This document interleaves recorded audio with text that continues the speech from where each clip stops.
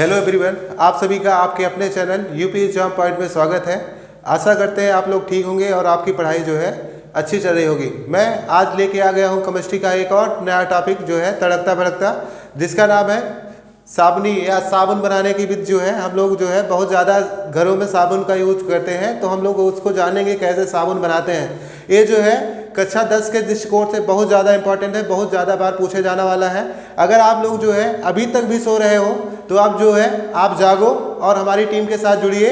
हम लोग आपको गारंटी देते हैं कि जो है आपका जो है 85% से ऊपर जो है 100% लाने में मार्क्स जो है हम लोग अपनी पूरी जी जान लगा के जो है कोशिश करेंगे। ठीक है, हमारी जो है ज़्यादा से ज़्यादा लोगों तक जो है ये वीडियो जो है शेयर करिए, ताकि जो है ज़्यादा से ज़्यादा बच्चे हमारे साथ जुड़े।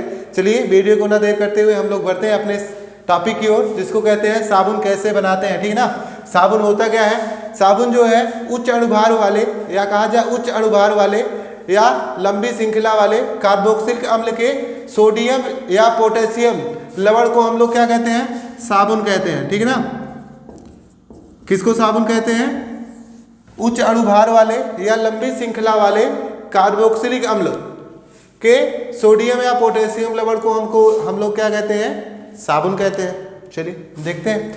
अब जो उच्च श्रृंखला का मतलब है कि इसमें जो कार्बन की संख्या होगी, कार्बन की श्रृंखला, इस कार्बन की श्रृंखला में जो कार्बन की संख्या होगी वो 16 से लेके कितनी होगी? 20 होगी। कितनी होगी?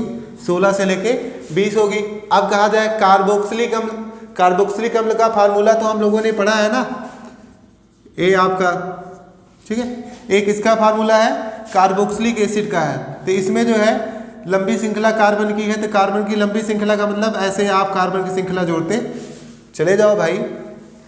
तो मतलब यहाँ पे एक और लिख लो, CH3 लिख लो, तो ऐसे आप श्रृंखला ऐसे बढ़ाते चले जाओ, तो एक कार्बन की क्या हो जाएगी? लंबी श्रृंखला हो जाएगी। तो ये आपका कार्बोक्सिलिक अम्ल है। फिर उसके बाद कहा गया कार्बोक्सिलिक अम्ल का सोडियम या पोटेशियम लवण। तो जब सोडियम या पोटेशियम लवण का मतलब है यहाँ पे जो है अगर Na आ जाएगा तो ये सोडियम लवण हो गया, अगर K आ जाएगा तो ये क्या होता है? पोटेशियम लवण होता है। ठीक है, तो सोडियम या पोटेशियम लवण को हम लोग क्या कहते हैं? इसी को हम लोग क्या कहते हैं? साबुन कहते हैं। कार्बोक्सिलिक अम्ल के सोडियम या पोटेशियम लवण को हम लोग क्या कहते हैं? साबुन। ये आपका कार्बोक्सिलिक अम्ल है, इसमें सोडियम लवण जुड़ा है, तो ये आपका क्या कहलाएगा? साबुन कहलाएगा। फिर कहा है कार्बन की लंबी श्रृंखला या उच्च अणुभार होगा। तो जो साबुन होता है, साबुन जब बनाया जाता है, साबुन बनाने का मेन प्रोसेस होता है, इसमें वसा को, किसको? वसा या तेल को, ठीक, अगर आपको क्षार लवण लेना है, केवल क्षारीय लवण लेना है, चाहे आप NaOH ले लो और चाहे आप KOH ले लो, क्योंकि आप बताया गया आपका साबुन बनाने में जो कार्बोक्सिलिक अम्ल होता है कौन सा लवण एक्सेप्ट करता है? सोडियम या पोटेशियम लवण। तो सोडियम का लवण NaOH हो गया आपका, KOH हो गया आपका।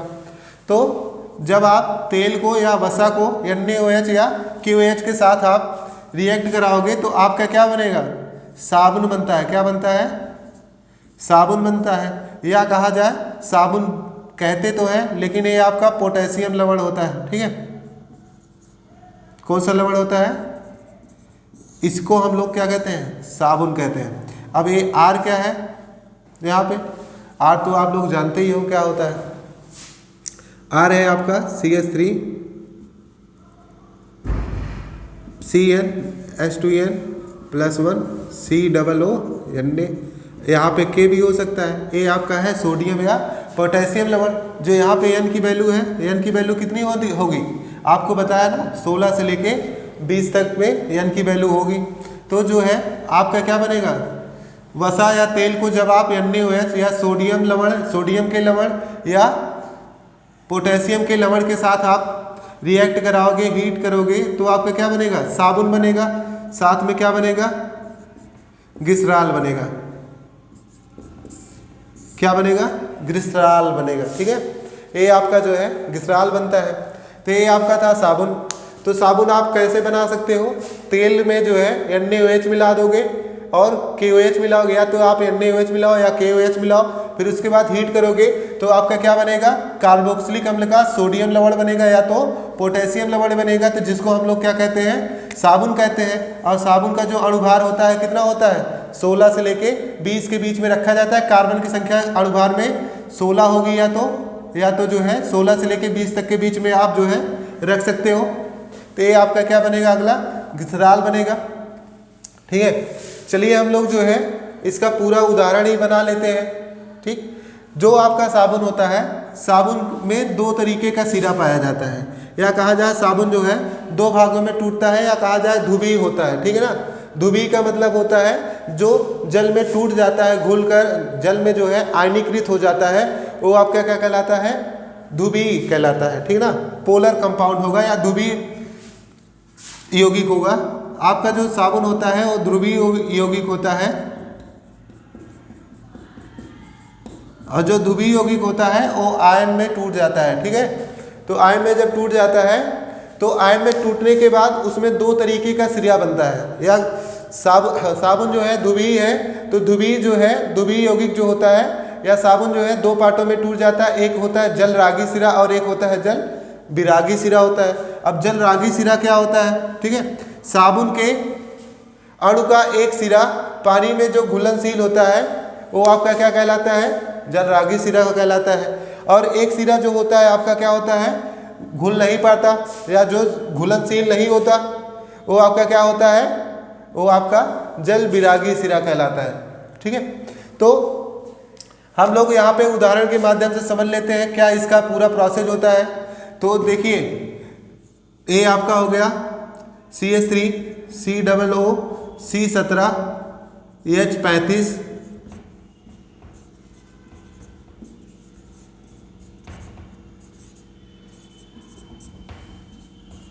CH3 COO C17 H35। ये जो है आपका किसका फार्मूला है, ये वसा या तेल का फार्मूला है। ठीक, जब वसा या तेल के फार्मूले में चाहे आप NaOH मिला दो, चाहे आप सोडियम लवण मिलाओ, चाहे आप पोटेशियम लवण मिलाओ, जब आप सोडियम लवण मिलाओगे तो आपका जो साबुन होगा कठोर साबुन होगा, या कहा जाए कपड़ा धोने वाला साबुन बनेगा। ठीक है, जब आप जो है KOH मिलाओगे तो मृदु साबुन बनेगा, जिसको हम लोग नहाने में यूज में लाते हैं। ठीक है, तो इसमें जब आप ये आपका वसा में या वसा या तेलीय युक्त पदार्थ में जब आप क्या मिलाओगे, NaOH मिलाओगे या KOH मिलाओगे, तो आपका क्या बनेगा, आपका साबुन बनता है। क्या बनता है, साबुन बनता है। आपका बनेगा कार्बोक्सिलिक, सोडियम का कार्बोक्सिलिक लवण बनेगा। ठीक है, चलिए ये आपका साबुन का फार्मूला हुआ, और उसके साथ साथ क्या बनता है, ग्लिसरॉल बनता है।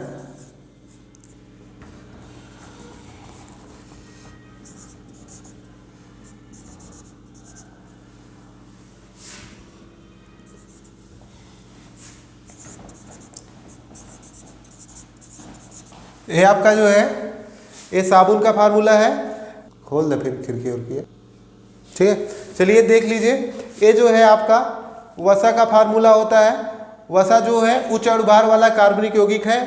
ठीक, और ये जो है आपका NaOH जो है सोडियम लवण है, या KOH है आपका जो पोटेशियम लवण है। ये आपका साबुन का फार्मूला है। साबुन के साथ साथ क्या बनता है, ग्लिसरॉल बनता है। क्या बनता है, ये आपका ग्लिसरॉल का फार्मूला है, जिसको हम लोग ग्लिसरीन भी कहते हैं। ठीक, देख लीजिए आप, तो जो आपका साबुन होता है, साबुन जो है लंबी श्रृंखला वाले कार्बोक्सिलिक अम्ल के सोडियम या पोटेशियम लवण को हम लोग साबुन कहते हैं। जो साबुन होता है उसमें कार्बन की जो संख्या होती है 16 से लेके 20 तक की पाई जाती है। जब साबुन आप बनाओगे, साबुन कैसे बनाओगे, तो साबुन जो है आप जब वसा में NaOH या KOH मिलाओगे, और KOH मिलाने पर आपका क्या बनेगा, साबुन बनेगा। साबुन के साथ साथ क्या बनेगा, ग्लिसरॉल बनेगा। ए वाली रिएक्शन आपकी जो है देखो यहाँ पे नीचे बनाई गई है, क्या है, ये आपका वसा का या तेलीय युक्त पदार्थ का जो है कार्बनिक पदार्थ का फार्मूला है। ये आपका NaOH है या पोटेशियम लवण है, ये आपका साबुन बना है, और ये वाला क्या है आपका ग्लिसरॉल है। तो हमने बताया आपको जो आपका साबुन होता है, साबुन एक प्रकार का क्या है, ध्रुवीय यौगिक है। ध्रुवीय यौगिक का मतलब है कि वो जो है पॉजिटिव और नेगेटिव आयन में क्या होता है, आयनीकृत हो जाता है। तो आयनीकृत होगा तो जो आपका साबुन होता है, साबुन आयनीकृत होने पर दो तरीके का सिरा जो है क्या करता है, बनाता है। तो एक सिरा जो है आपका जलरागी सिरा कहलाता है और एक सिरा क्या कहलाता है आपका जल विरागी सिरा कहलाता है। तो जलरागी सिरा कौन सा कहलाएगा? साबुन के अणु का एक सिरा पानी में जो है घुलनशील होता है, जो आपका घुलनशील होगा, या जो है आयनिक भाग होता है। तो जो आपका घुलनशील होगा पानी में वो आपका क्या कहलाएगा? वो आपका जलरागी होगा। और जो सिरा आपका जो है जल में जो है नहीं घुलेगा, पानी में नहीं घुलेगा, वो आपका क्या कहलाएगा?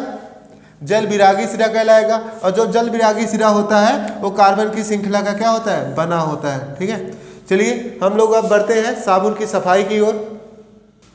चलिए देखते हैं साबुन की सफाई की प्रक्रिया क्या होती है। साबुन की सफाई की प्रक्रिया जो होती है आप जानते हो कि यहाँ पे लिखा है, पहला पॉइंट लिखा है आपका, जब मैले कपड़े को साबुन के पानी में डाला जाता है। तो जब आप साबुन के पानी में जो है आप किसी मैले कपड़ों को डालते हो या कपड़ा धोने जाते हो और मैले कपड़े को आप साबुन के पानी में डालते हो तो क्या होता है? तब घुलनशील सिरा जो है, सिरा मैल से जुड़कर क्या होता है? एक गोलाकार संरचना बना लेता है। क्या बनाता है? तो जो घुलनशील सिरा है आपका वो किसके साथ जुड़कर? मैल के साथ जुड़कर एक गोलाकार संरचना बना लेता है, जिसको हम लोग क्या कहते हैं? मिसेल कहते हैं। तो मिसेल हमने आपको बताया जो साबुन होता है द्विवीय यौगिक है। द्विवीय यौगिक का मतलब है कि वो जो है आयनीकृत हो जाता है, पार्टों में टूट जाता है। तो पार्टों में टूट जाता है तो फिर बताया आपको उसमें दो तरीके का सिरा होता है या दो तरीके का होता है, दो तरीके का पार्ट बनता है। एक जल में जो घुलता है और एक जो है जल में नहीं घुलता। तो जो जल में घुलता है वो आपका क्या है? जल रागी होता है। और जो जल में नहीं घुलता वो क्या होता है? जल विरागी होता है। ठीक है ना। जितनी कार्बन की श्रृंखला होती है इसमें, किसमें? साबुन में जो कार्बन की श्रृंखला होती है, अभी आपको बताया C17H35 वाला, तो C17H35 COO तो ये जो है क्या करता है? ये जो यहाँ पे लंबी चैन दिखाई दे रही है, ये जल में क्या होते हैं? घुलनशील होते हैं। तो ये जल विरागी है। और जो जल में घुलनशील होता है आयनित होने के बाद ये टूट जाता है, तो ये क्या होते हैं? जल रागी होते हैं। तो जो साबुन होता है जल में से क्रिया करते ही टूट जाता है और टूट जाने के बाद इस तरीके का एक जो है जैसे जीवाणु होता है उसी तरीके की एक संरचना बनाता है। ठीक है, तो यहाँ पे इस संरचना में जो ऊपरी भाग होता है, ऊपरी भाग को हम लोग हेड कहते हैं। क्या कहते हैं? हेड कहते हैं। हेड पे कौन सा होता है?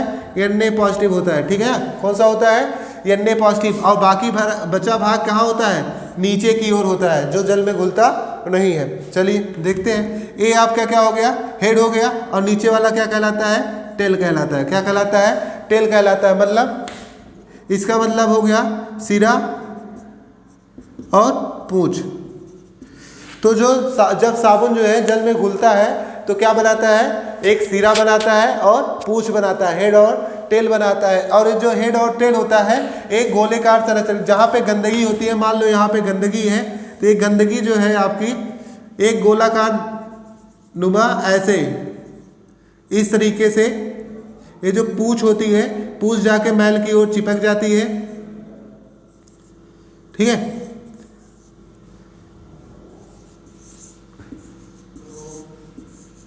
तो जहाँ पे गंदगी होगी वहाँ पे इस तरह की संरचना पाई जाएगी। यहाँ पे अन्य होता है, ये आपकी मैल है। तो ये इस तरह गोलेकार संरचना बना लेता है, जिसको हम लोग क्या कहते हैं? मिसेल कहते हैं। तो हमने अभी आपको बताया जब मैले कपड़े को साबुन के पानी में डाला जाता है तो जो घुलनशील सिरा होता है मैल से जुड़कर एक गोलाकार संरचना बना लेता है। जो घुला है, घुलनशील सिरा है, वो मैल से क्या होगा? घुल कर क्या बनाएगा? एक गोलाकार संरचना बनाएगा, जिसको हम लोग क्या कहते हैं? मिसेल कहते हैं। ये आपकी मिसेल की संरचना है। फिर यहाँ पे लिखा है यह मिसेल जो है कपड़े से अशुद्धियों को क्या करता है? खींचकर बाहर की ओर ले जाता है। ठीक है, तो ये जो गंदगी है ये मिसेल क्या करेगा? ये जो गंदगियाँ रहेंगी उसमें कपड़े में, ये मिसेल क्या करेगा? उसको खींच कर कहाँ ले जाएगा? कपड़े से बाहर की ओर ले जाएगा। फिर लिखा है तीसरे पॉइंट में, जल में घुलनशील आयनिक सिरे के कारण मिसेल पानी के अंदर जो है घुल नहीं पाता। तो जो आपका आयनिक सिरा है तो उसमें जो आयनिक सिरा है वो जो मिसेल बनाया है आपका, वो पानी के अंदर क्या होता है? घुल नहीं पाता है। ठीक है ना। आयनिक सिरा होने के कारण ये पानी के अंदर क्या होता है? घुल नहीं पाता, जिसके कारण से जो कपड़े पर पहले की तरह अशुद्धियाँ वापस नहीं आ पाती। जब ये जो मिसेल है आपका पानी में घुल नहीं सकता, घुलनशील आयनिक सिरे होने के कारण, घुलनशील आयनिक सिरा होने के कारण ये पानी के अंदर घुल नहीं पाता है पूरी तरीके से। इसी कारण से जो है जो अशुद्धियाँ होती हैं वो वापस जो है क्या होती हैं, नहीं आ पाती हैं। ठीक है, तो आगे बढ़ते हैं हम लोग। अब हम लोग पढ़ेंगे, ये आपकी जो है साबुन की सफाई का प्रोसेस है, जिसमें जो है मिसेल बनाया जाता है। मिसेल क्या होता है हमने बताया, जब जो है मैले कपड़े को पानी के साबुन के पानी में डाला जाता है तो घुलनशील सिरा मैल के चारों ओर एक गोलाकार संरचना बनाता है, जिसको हम लोग क्या कहते हैं, मिसेल कहते हैं। अब हम लोग पढ़ेंगे अपमार्जक, जिसे हम लोग कहते हैं डिटर्जेंट। ठीक है, चलिए देखते हैं। चलिए हम लोग जो है अपमार्जक को देखते हैं क्या होता है। डिटर्जेंट जो कपड़ा धोने के काम में आता है। ठीक है, यह जो है जो अपमार्जक होता है यह लंबी श्रृंखला वाले कार्बोक्सिलिक अम्ल के अमोनियम या सल्फोनेट लवण होते हैं। ठीक है, जैसे कार्बोक्सिलिक अम्ल का जो सोडियम और पोटेशियम लवण होता है वो आपका क्या कहलाता है, आपका साबुन कहलाता है। और जो कार्बोक्सिलिक अम्ल का जो है अमोनियम और सल्फोनेट लवण होता है वो आपका क्या कहलाता है, अपमार्जक कहलाता है। यह भी जो है यह भी साबुन की तरह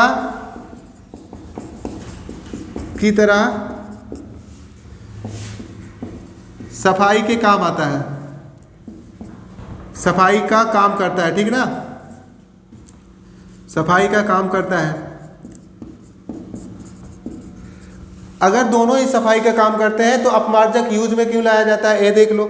जो आपका मृदु जल होता है, मृदु जल में जो उपस्थित लवण होते हैं, साबुन उससे जो है क्रिया करके अघुलनशील अवक्षेप बनाता है। ठीक है, साबुन जो है जो मृदु जल होगा आपका, उसमें जो लवण उपस्थित होंगे उससे साबुन क्रिया करके अघुलनशील अवक्षेप बनाएगा। जब घुलेगा नहीं साबुन तो वो जो है सफाई नहीं कर पाएगा पूरी तरीके से।